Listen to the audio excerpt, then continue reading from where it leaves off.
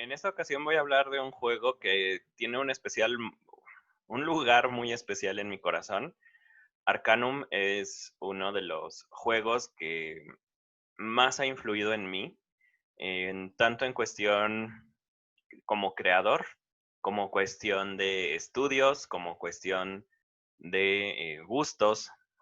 Fue un juego que modificó muchas cosas de mi vida y de cómo entiendo la creación literaria también.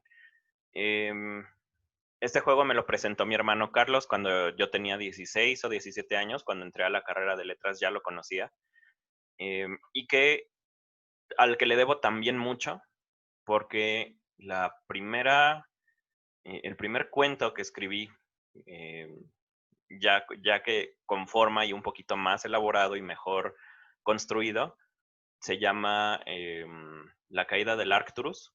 Es el primer capítulo de lo que ahorita ya va a ser bueno, ya es una novela que es Los muros de la academia, pero que este año decidí que iba a reconstruir. De hecho, Los muros de la academia se va a separar en dos novelas, porque tiene dos personajes principales. Baltasar Alzarraz va a tener su propia novela y Samir Isaba, que es el capitán del dirigible Steelkills, va a ser eh, otra cuestión. Este cuento de la caída del Arcturus habla de un elfo, de un enano y de un troll que van en su dirigible, destruyen otro porque son piratas, claro, porque es steampunk, y me gusta mucho esa parte también. Eh, van a saquear, van a ver que pueden rescatar del dirigible que derribaron, pero se van dando cuenta de que es un laboratorio aéreo. Arcanum justamente inicia con una cosa muy parecida. La primera pantalla o la primera cosa que vemos dentro de Arcanum es como unos orcos en aviones destruyen un dirigible en el que va un gnomo, o se asume que es un gnomo, y bueno, te da una misión, tienes un anillo y estas cosas. Entonces es como bastante cercana. Em, Arcanum, por la manera en que construye sus mundos, es una cosa que hasta el año 2000 no se había intentado o no se había logrado con tanta maestría como lo hacen en Arcanum. Arcanum, bueno, lo vamos a ir viendo, pero es una joya eh, en bruto. Y ahorita menciono algunas cosas. Arcanum nace como hijo de, de las personas que habían construido Fallout 1 y Fallout 2. Se separa la compañía y tres de sus miembros fundan Troika Games. Troika Games es una compañía que ya no existe, se desintegró en el año 2008, me parece. Ya tenían planes de Arcanum 2, pero no los logran concretar. Tienen problemas financieros y muchas cosas, pero dentro de las cosas que nos dejan, la más brillante es Arcanum. Tienen Vampire the Masquerade y no recuerdo cuál otra cosa, pero Arcanum es un juego que sí se ve que ya tenía cierta experiencia y muchas ganas de hacer las cosas bien. Es un RPG clásico, es decir, tiene ya muchas ventajas sobre otros títulos eh, en cuanto a creación de mundo, porque como RPG, pues necesitas tener un mundo creíble, un mundo, eh, digamos, es la rama de los videojuegos que más le dedica a world building, y en Arcanum se nota mucho esto. La manera en que lo hace es, va a tomar elementos de fantasía y los va a mezclar con elementos de ciencia ficción de una manera muy natural. Se ve muy, muy agradable la mezcla que tienen estas dos cosas. Eh, Arcanum está situado en medio de una revolución industrial. No se dice un año, realmente no lo necesita, pero sí se ve que ya hay muchos años de historia antes, muchos años de historia que van a darles peso a los elfos, que le va a dar oportunidad de que crezca o que haya un conflicto político importante y que este conflicto se vaya transformando y vaya dándole características a los diferentes pueblos. Cosas importantes, el arte es muy bonito, no sé si se alcanza a apreciar bien, pero tenemos aquí una armadura, por ejemplo, que tiene como engranes y tiene otras cosas. Es una armadura steampunk completamente. Tenemos una pistola hecha a mano. Esa ya es una versión más refinada, pero sí tenemos la capacidad de crear las armas nosotros con basura que encontramos en botes. Y es como, eh, como una herencia directa de Fallout, del 1 y del 2. Tenemos cosas importantes. Bueno, como RPG clásico, vamos a tener una hoja de personaje en limpio y nosotros vamos a distribuir los puntos como se nos pegue la gana. Podemos elegir raza, podemos elegir sexo, podemos elegir trasfondo, de dónde viene nuestro personaje. Uno de los que más me gusta es el de golpeado con un palo, que empieza siendo más feo y los diálogos se van transformando para reflejar esa fealdad. Es un juego en el que la gente es muy superficial, pero bueno, lo vamos a ver un poquito más adelante. Una de las cosas peor logradas de Arcanum, porque también tiene errores y por eso decía que es un diamante en bruto, una de las peores cosas o de los peores momentos de Arcanum es el combate. El combate estaba pensado para ser por turnos y se puede acceder a este combate en turnos a través de las opciones, que pues es lento, pero jugable. Y tenemos el combate en tiempo real, que era como, estaban intentando implementar esto, pero la verdad es que es un combate muy feo, no se puede manejar bien, hay muchos tropiezos en el desarrollo de este combate, y uno de los principales es que te obliga a jugar como ingeniero casi siempre, porque por ejemplo, si yo quiero apuñalar a alguien por la espalda, el combate en tiempo real es tan rápido que no te da tiempo de hacer nada, pero si traes una ametralladora, pues les descargas la ametralladora antes de que se te acerque. Entonces, esa es y se nota pues como ahí la influencia de Fallout, que era pues un poquito más así. Eh, una de las mejores cosas, de las cosas mejor logradas es el humor. Tiene humor bastante crudo, muy grosero en muchas ocasiones, respuestas muy cínicas, y esto es herencia también de Fallout 1 y 2. Una de las cosas importantes para la gente que no habla inglés es que en el año 2017 se terminó la traducción del español,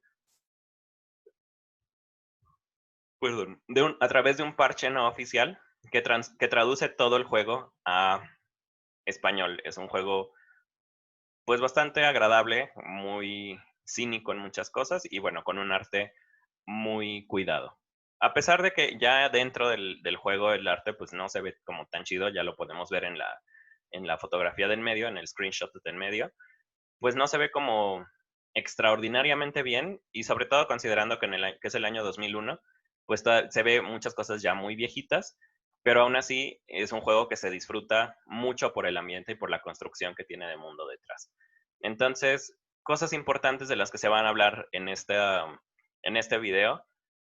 Igual que en Mayoras Más, que estoy siguiendo la misma metodología, solo me voy a dedicar a lo que se construyó de mundo, solo me voy a dedicar a lo que sí viene en Arcanum.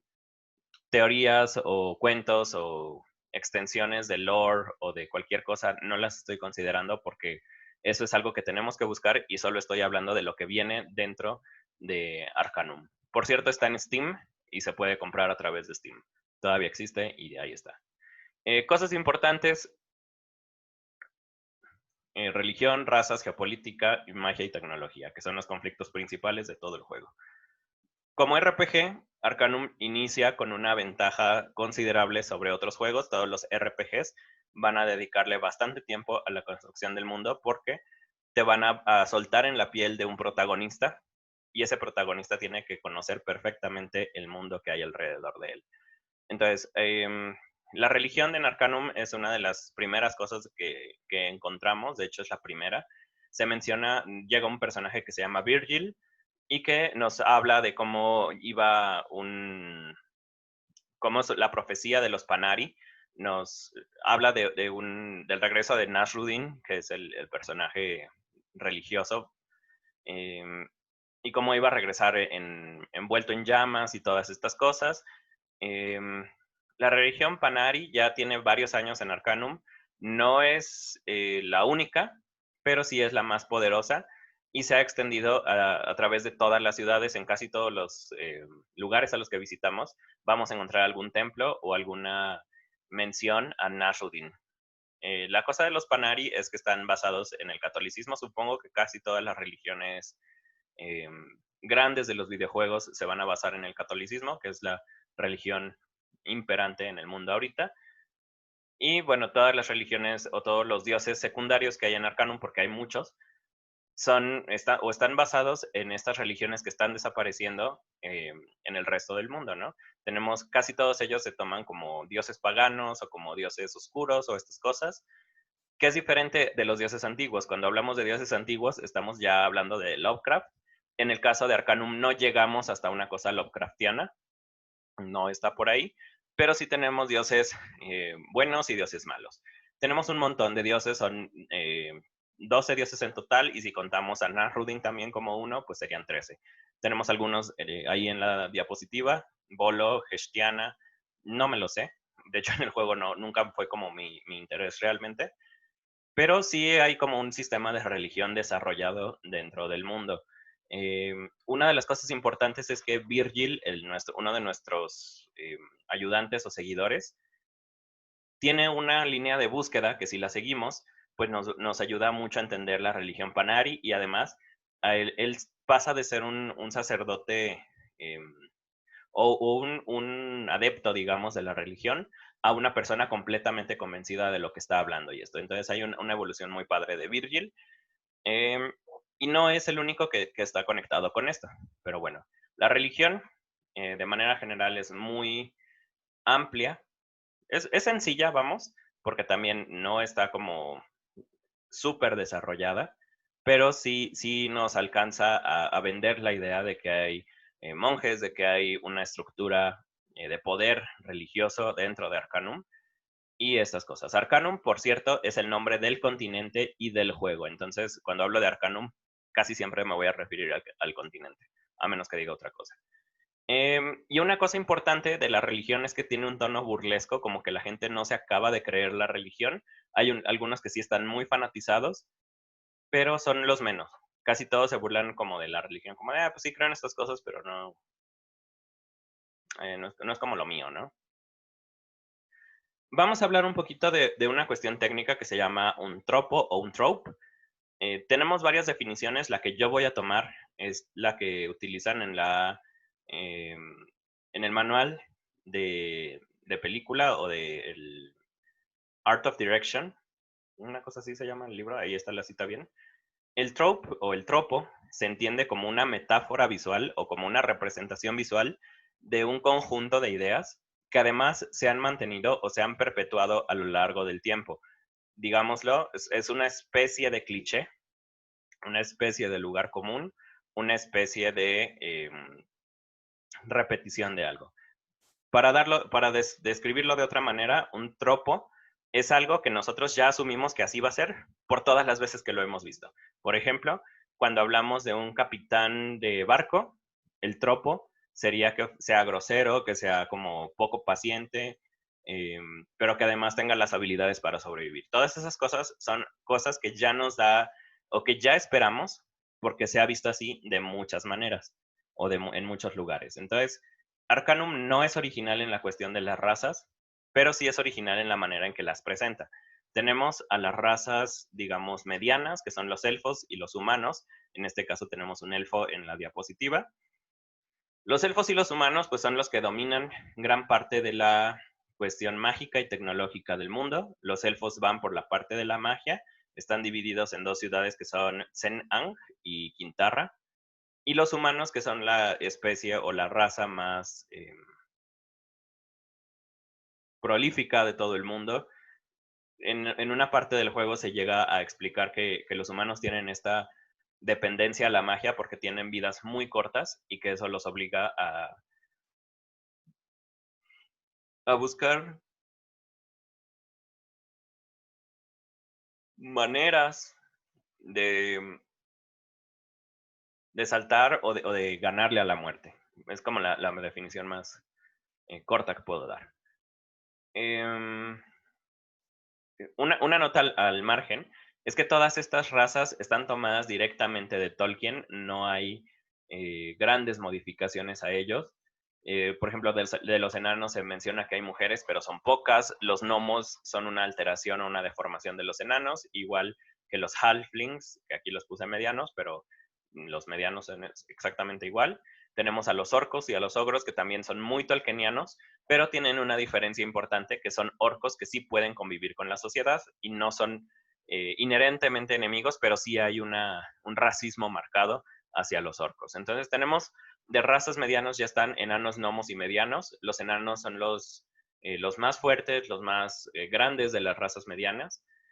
Eh, mm, Hay una pequeña diferencia, los enanos de Arcanum no son 100% tecnológicos, de hecho, prefieren hacer todo con las manos, no utilizan casi magia, digamos que van por la vertiente neutra, ni magia ni tecnología.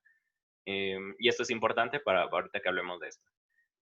Los gnomos son descendientes de los enanos, pero ellos sí, como son más débiles, son más flacos y más pequeños, sí sí le apuestan más a la tecnología. De hecho, gnomos casi no vemos en el juego porque están casi como extintos o escondidos.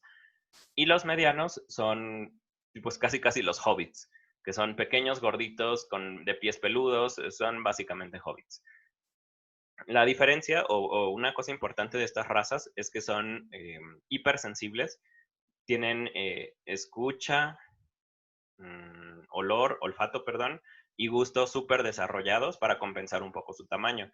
Y tenemos una de las razas grandes que son los orcos y los ogros, que son pues razas que se van más por la fuerza bruta. Hay orcos y orcas, eh, ogros y ogras, y todas estas razas, o al menos se presentan combinaciones entre humanos y elfos, que son los half elves. Están los half ogres, que son mitad ogro y mitad humano, y todas las demás razas no tienen como mezclas entre ellos, ¿no? Pero esa es como la manera general en la que se distribuye el mundo. Los ogros y los orcos son mal vistos, no son necesariamente malos, pero sí son mal vistos porque en general son más estúpidos que las otras razas. Y las razas que se ven como más inteligentes son los humanos, los gnomos y los enanos. Son los tres que predominan en cuestión intelectual. Los elfos no son necesariamente más inteligentes que los humanos, pero sí están más conectados con la parte mágica. Entonces, vamos a hablar un poquito de geopolítica y economía. Esta parte es la parte más compleja de Arcanum, es la más desarrollada y donde se ve como toda esta... Pues sí, se dedicaron un rato a estar escribiendo esto de aquí. Entonces, nosotros como jugadores iniciamos aquí, justamente donde se estrella el Zeppelin. Al parecer venía desde Tarant, iba a viajar hasta Caledon, que es la otra ciudad importante, o Caladon, perdón. Pero realmente no llega. Y se estrella aquí, bueno, lo derriban unos orcos que iban en unos aviones, y así empieza el juego. No recuerdo las ubicaciones exactas de todas las ciudades, pero tenemos que se dividen en varias secciones o en varios reinos. La parte central es el reino el reino unificado. De hecho, pues, es como muy claro que es referencia a Reino Unido, a Inglaterra. Toda esta parte central, ahí le puse dos figuras porque no me acordaba, pero lo estaba recordando. Toda esta parte es una sección que está dedicada 100% a la tecnología, y aunque se llama Reino Unificado, pues la parte de reino la dejan porque ya se deshacen de las monarquías y empiezan a ser más como unas repúblicas. En el caso de Tarant, que es la ciudad más importante de todo el juego, o una de las más importantes, eh, tienen un sistema, pues no necesariamente de votos, y es como una especie de alcaldía, es una mezcla un poco rara ahí, porque sí tiene como de repente algunas notas de monarquía, de repente se ve que es como una república, de repente se ve que es como eh, una cuestión donde domina el dinero, pero pues es eso. Uno de los personajes más importantes es Gilbert Bates, él es el desarrollador del sistema de, de máquinas de vapor que revoluciona el mundo. Em, y él se ve que tiene mucho poder dentro de la ciudad, pero no es ni el gobernador ni ninguna de estas cosas, es simplemente un vato más. Luego tenemos el reino de Cumbria, que es este pedazo de acá, y tenemos el reino, ese es humano también, y tenemos el reino de Arland, que es esta parte de acá.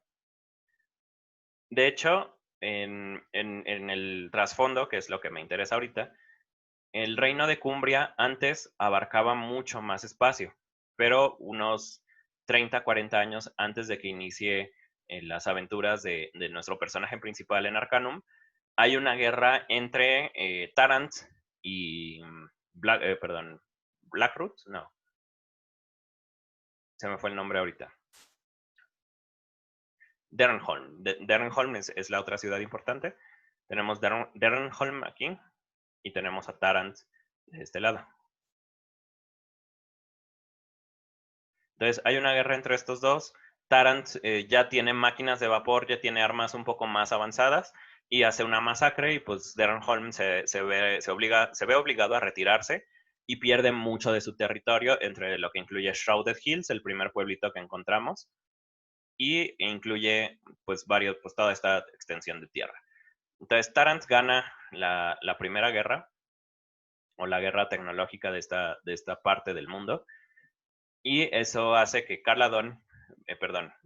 Derenholm se vaya retirando y se minimice. Es un reino, ese sí es un reino, una monarquía, pero después de la derrota contra Tarant se vuelve una monarquía estancada, obsoleta, y el rey no permite la entrada de tecnología al reino porque pues los masacraron con la tecnología, pero esto hace que el reino se vaya marchitando cada vez más. De hecho, cuando llegas tú a Derenholm por primera vez, pues ves que está todo abandonado, que muchas casas ya están en ruinas, muchas casas están cerradas, hay un par de supervivientes, pero no les agrada mucho la idea de estar ahí. Y de hecho, uno de los compañeros que te puedes encontrar es una científica que está experimentando con plantas y con hierbas para intentar curar a la gente que queda en Derenholm. Luego tenemos del otro lado a Caladón, que es otro reino, que este también es una monarquía, y al principio estaba bastante unido con la idea de no aceptar la tecnología, pero cuando nosotros empezamos el juego se ve que está negociando con Tarant para integrarse al reino unificado. Entonces, de hecho, una de las misiones más divertidas, o que cuando yo jugué dije, qué chido que también hayan pensado en esto, es la posibilidad de que tú unas em, o que tú lleves la diplomacia entre Tarant y Caladón para unir a Caladón al reino unificado. Y es una misión bien divertida, eso no lo mencioné en gameplay, pero casi todas las habilidades que tenemos tienen un grado de entrenamiento y tenemos desde aprendiz, experto, maestro. Y cuando llegamos a maestro es cuando la habilidad ya se vuelve grosera. Por ejemplo, cuando tenemos la habilidad de pickpocketing para robarle cosas a la gente, carterista creo lo traducen en España, el pickpocket una de las misiones más divertidas del juego es correr desnudo a través de toda la ciudad y desde entonces te van a llamar pervertido y necio y grosero y no sé qué, pero el maestro de pickpocketing te dice, la gente ya te tacha de grosero, ¿qué más puedes perder si les robas? Está muy, muy divertido esto. Y la misión de diplomático es convencer al reino de Cumbria de que se una a Tarant y de que deje toda su cerrazón mágica, que acepte la tecnología y que pueda unirse de manera formal a Tarant. Entonces, en cuestión de política está muy divertido el juego. Tenemos construcciones de todos los reinos que se presentan, en este caso están todos ahí, todos tienen alguna historia, por muy breve que sea, pero todos existen. Tenemos ya en cuestión geográfica varios climas. El predominante es el bosque, pero tenemos algunas zonas nevadas, sobre todo en esta zona de aquí. Bueno, aquí está Tarant, pero bueno, ahí no. Tenemos bosques, estos son como praderas más bien. Estos de aquí son praderas. Y en la parte de acá tenemos un bosque súper espeso, que es el bosque brilloso o Glimmering Forest.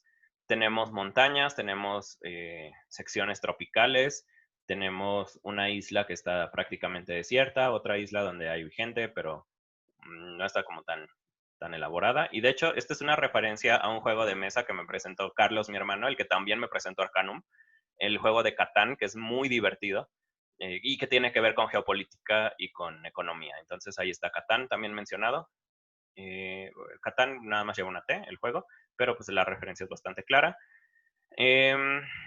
Cosas importantes, los elfos están en el bosque, si se fijan no hay una evolución muy importante del tropo de Tolkien. Los enanos están en las montañas, tampoco hay una evolución. Los humanos dominan prácticamente el resto del mapa. Y los orcos tienen dominado, bueno, porque los expulsaron, la isla de Thanatos, la isla de Catán, y viven más o menos segregados dentro de las ciudades de Tarant y de Ashbury y de Caladon, y todas las ciudades capitales humanas tienen orcos y ogros, pero son casi siempre criminales y así. Por último, tenemos esta sección Vendigroth, que es una sección que en el manual del juego no se presenta. De hecho, pues es como una misión secreta. Bueno, no es secreta porque al final acabamos yendo ahí, pero es muy divertido porque la primera vez que te mencionan Vendigroth es casi al principio en Shrouded Hills. Encuentras un engrane que solo termina en Groth. Y cuando revisas el mapa, pues resulta que es Vendigroth. Vendigroth es una de las cosas más bonitas que hay. Por ejemplo, a mí que me gusta la historia, o para gente que le guste como estas cuestiones de civilizaciones antiguas, Vendigroth era una civilización que había dominado la tecnología a un punto que parecía magia. Había elixires que permitían revivir a los muertos. Era un avance magistral el de Vendigroth. Pero llega un mago que es aún más poderoso que ellos, destruye él solito, el mago Arronax, destruye toda la civilización vendigrotiana. Y cuando tú llegas al juego, pues tiene 2000 años que se destruyó esta civilización, llegas a explorar las ruinas, es una cosa maravillosa, les digo, sobre todo por esta cuestión de si les gusta como la arqueología o la historia, ver como los fragmentos de una civilización que era más grande que incluso que Tarant, que es la más grande de aquí, pues es impresionante. Y tenemos, bueno, los reinos élficos están cerrados a la tecnología completamente. Y bueno, es una cuestión ahí política. Si tú llegas siendo un ingeniero, te, te limitan el número de visitas que puedes tener, creo que son como 6 nada más, porque como tú manipulas la tecnología, les causas enfermedades y daño a los magos, y eso lo voy a hablar un poquito más adelante. Pero en cuestión general, está muy por encima todo lo que tiene Arcanum, porque tenemos todos los clanes enanos que viven en diferentes partes, clanes que tuvieron guerras también. Por ejemplo, el clan, me parece que es el Stoneheart, tiene una guerra con el Will Clan, que es con el que más vas a interactuar en el juego. Y luego también están perdidos o desaparecidos los del Iron Clan, los Stonecutter también desaparecen.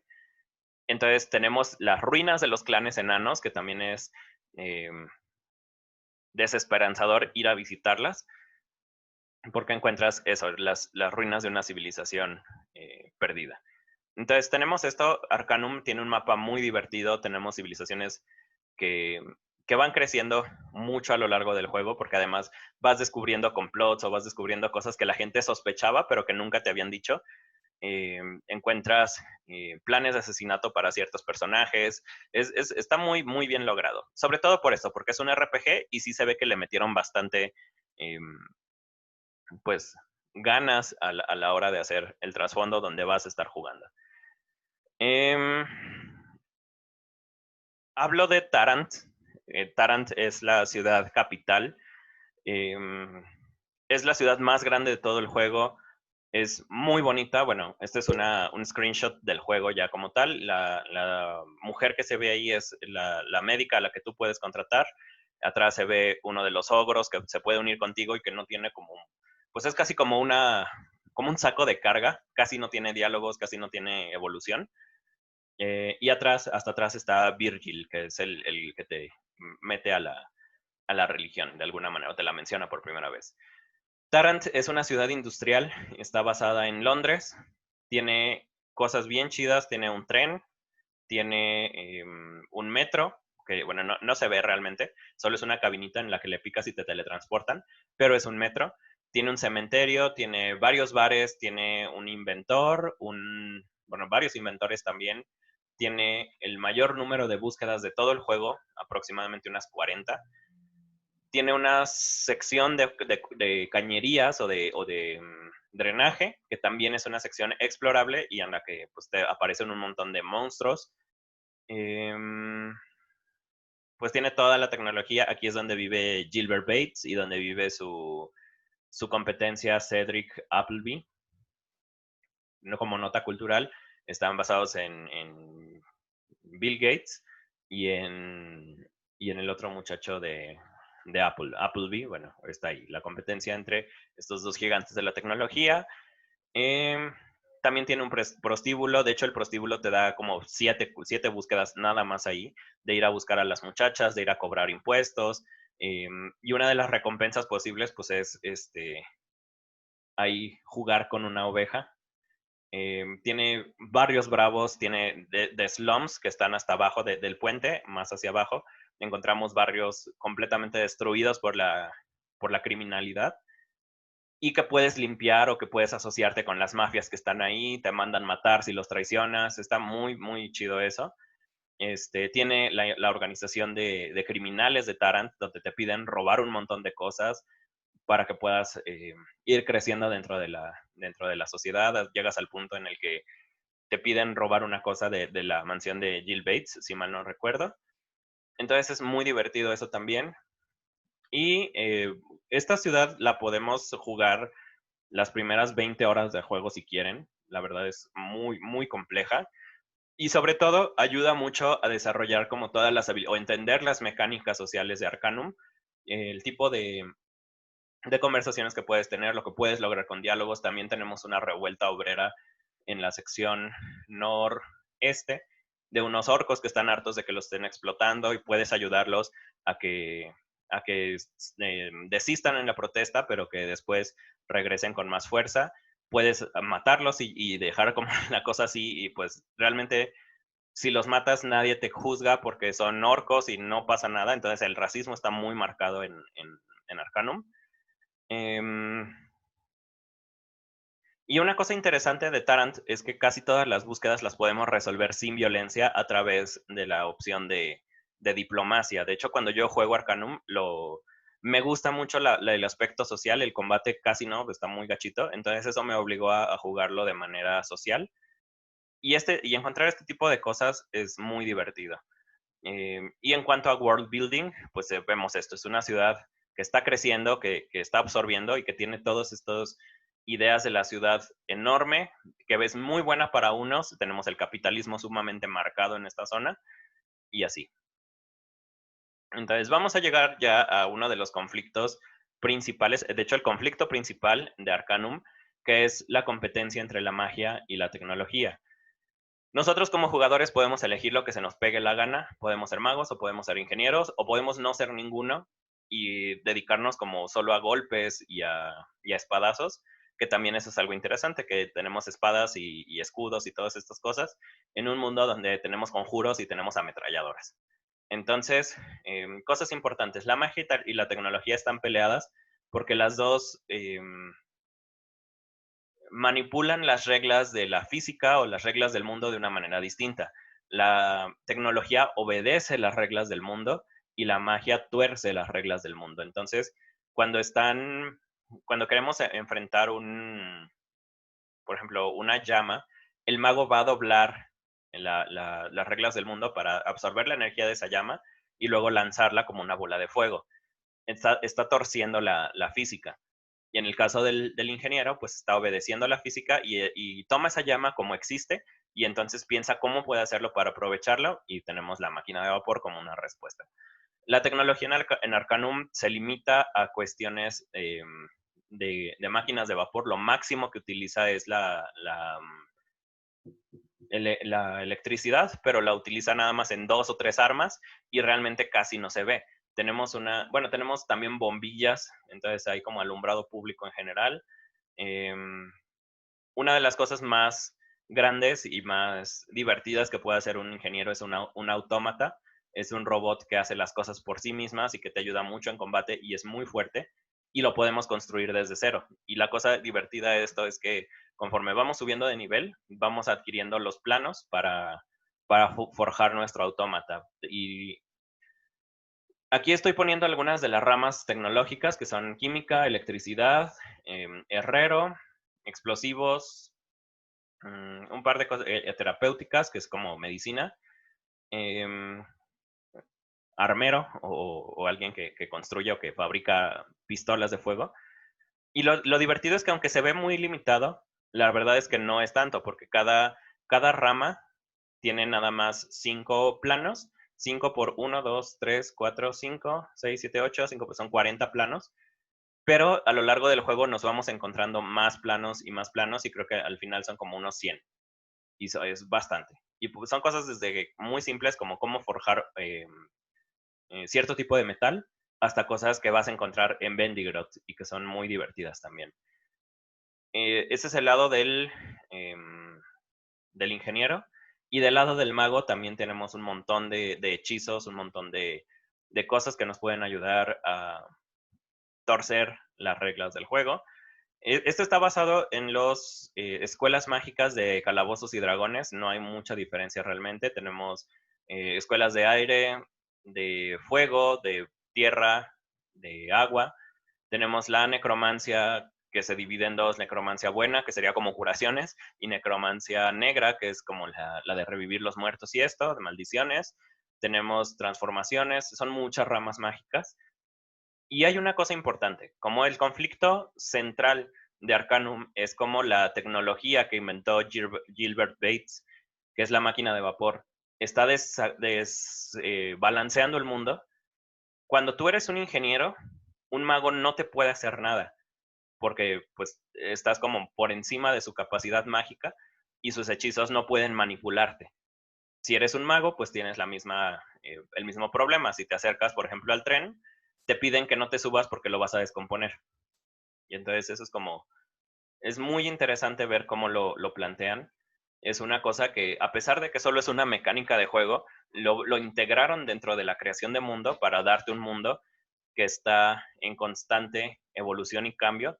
Y de hecho es importante porque, por ejemplo, Vendigroth, que es la ciudad que se destruye al principio del juego, bueno, muchos años antes del juego, era una ciudad tecnológica que había logrado cierto equilibrio con la magia, pero llega un mago y los destruye y entonces la magia domina durante muchos años, pero cuando inicia Arcanum, la magia va a empezar la decadencia justamente por la inserción de las máquinas de vapor. Entonces es una cosa muy interesante, tenemos cosas eh, como periódicos que también tienen que ver con la imprenta y que no sale ninguna imprenta, pero los periódicos se van actualizando en tiempo real o más o menos real. Cuando terminas alguna búsqueda, en el periódico aparece que se resolvió el crimen o que pasó alguna cosa y eso es muy interesante. Esa es una vista muy por encima de lo que es Arcanum. De verdad es un juego extraordinario si alguien tiene oportunidad de verlo. Sí es viejito, sí tiene mecánicas que ya no son cómodas, sobre todo si están como acostumbrados a RPGs más modernos, pero la construcción de mundo que tiene es brillante. Sí tiene todavía muchos temas que toma Tolkien o muchas cosas de Tolkien no son superadas todavía, pero las que sí supera son brillantes. Es un juego magistral en el sentido de escritura. Y aquí es donde realmente yo me di cuenta de que la escritura tenía muchísimas posibilidades y que no era solo limitarnos a unas cosas. Aquí es donde vi las posibilidades de la escritura, un juego muy, muy bueno, muy bonito también, y que a diferencia de juegos como Majora's Mask, que fue el último que hablé en los videos estos, Arcanum sí tiene esta idea de que las cosas pueden ser mejores. De hecho, tú en los pueblos vas solucionando los crímenes y esto, y pues como no hay necesidad de estar regresando el tiempo, pues las soluciones se quedan. Al final puedes tener un montón de cosas que puedes lograr. Puedes limpiar Tarant, Tarant es el nido de criminales y de corrupción más grande de todo el juego. Es la ciudad más sucia que hay, precisamente por la industrialización. Pero sí se puede llegar a limpiar la ciudad, se puede hacer una cosa, puedes revolucionar la vida de la gente que está ahí. El conflicto entre magia y tecnología está mucho mejor explicado en el juego. Lo vas a ver en cosas tan simples como una de las primeras cosas que a mí me pasó. Tu acompañante Virgil tiene el hechizo de curación básico, que te levanta mucho la vida, pero cuando vas evolucionando como ingeniero, su hechizo ya no te sirve. Y aún así él intenta curarte. Y es como, yo no me había dado cuenta de que era por eso. Y decía, ¿por qué no? Este cuate ya no me cura. y pues ya después revisé que tenía 60% de ingeniero, entonces él solo tenía 40% de probabilidad de curarme y se bajaba toda la magia o todo el maná y pues yo no estaba curado, ¿no?